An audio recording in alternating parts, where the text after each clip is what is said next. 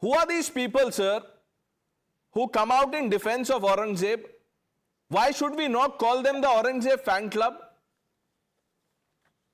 You may try to call as you wish, Pranesh, but it's not a fan club.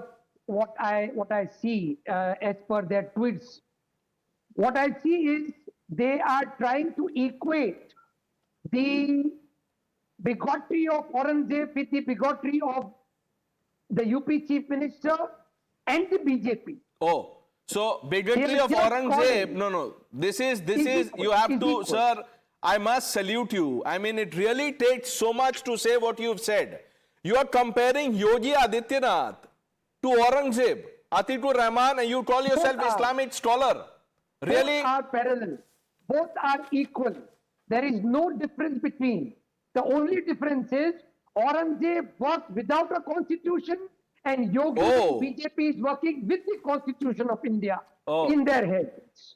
That's the difference. Aurangzeb was ordained by supreme powers to rule people, to convert them, to kill them, to torture them. And Yogi Adityanath only has the constitutional mandate. How wonderful, Atiq-ur-Rehman. You know, we should have a road named after you. I am going to propose this. We must have a road named after you.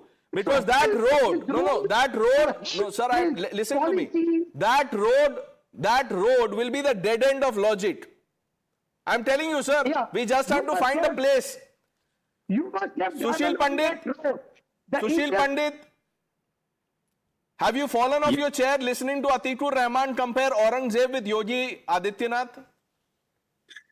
Pranesh, you will see still more gymnastics and calisthenics on this show. You have 3 more panelists along with Mr. Rehman. And I'm grateful to Swara Bhasker for, repeatedly coming out with her tweets to remind us of what we have been through and who do we live with. In this country, we should constantly be reminded of this ecosystem that you referred to in your introduction and what we've been through. The denial that we are served repeatedly, the concoctions, the fabrications are one thing, but insulting the victims, insulting the memory is something else altogether. When our temples were razed, that was rationalized as some kind of just plunder and loot that all plunderers do. So what is there to crib about? When you talk about inhuman torture, you say, but then it was rivalry between kings and, some kind of political one-upmanship. This kind of rationalize on when you cannot simply rationalize, you just dismiss it as fiction. These have been the tools repeatedly deployed through the ages, and we have people who are basically pamphleteers masquerading as historians and elevated to some kind of halo because universities patronize them and publishers publish them under an equal.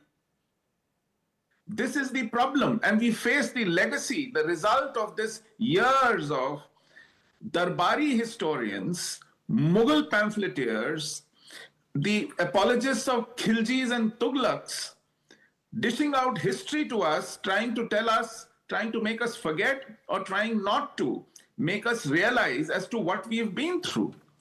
Jizya, I'll just give you an example of how jizya was collected. Not too many people know this.